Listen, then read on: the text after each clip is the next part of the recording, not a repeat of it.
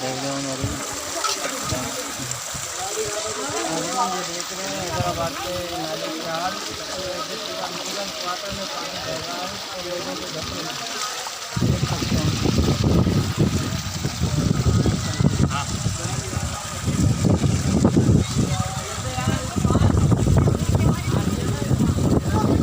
ये government hospital है।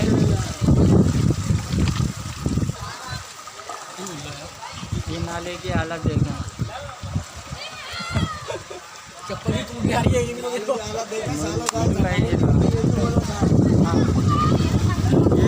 भाई